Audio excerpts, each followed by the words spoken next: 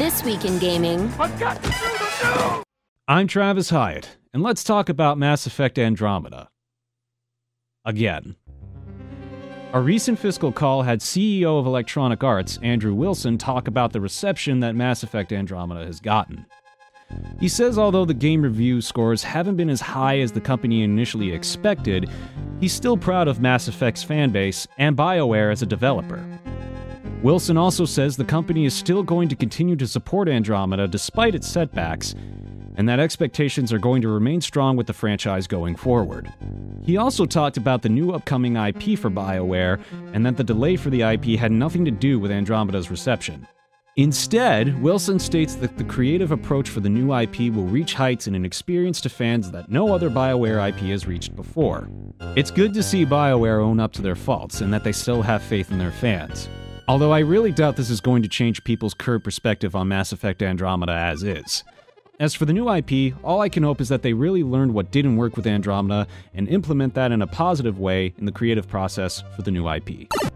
Following the face-tiring affair that was Mass Effect Andromeda, the big question on everyone's mind is what's next for Bioware? Well, Bioware has put Mass Effect on hiatus for a little while, and turned Andromeda's developer, Bioware Montreal, into a little bit of a support studio. And that doesn't mean that there will never be another Mass Effect game again, but it does mean that Mass Effect is going to be sitting for a while rather than putting people on Andromeda's follow-up right away. And I couldn't be happier. After all, it does mean that we can see a little bit of Bioware's new IP, codenamed Project Dylan, sometime in the near future. E3 is right around the corner.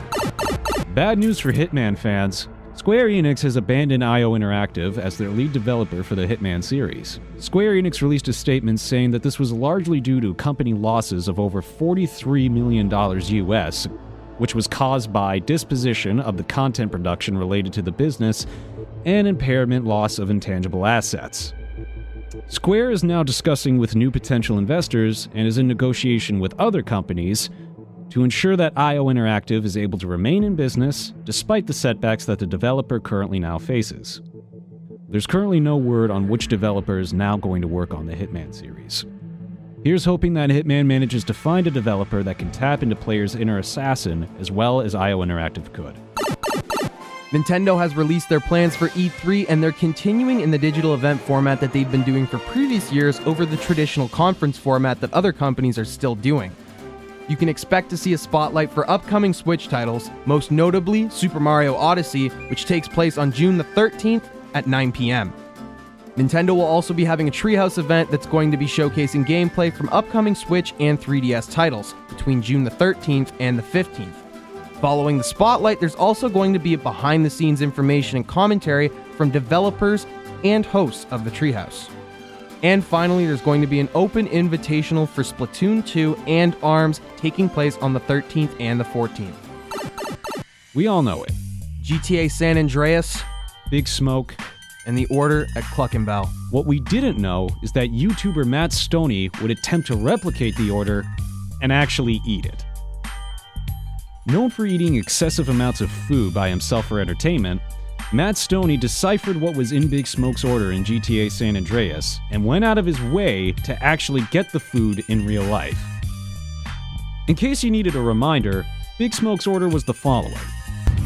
I'll have 2 number 9s, a number 9 large, a number 6 with extra dip, a number 7, 2 number 45s, 1 with cheese, and a large soda.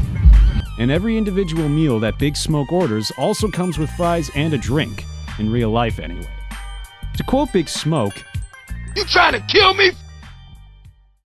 2 number 9s, a number 9 large, a number 6 with extra dip, a number 7, 2 number 45s, 1 with cheese, and a large soda.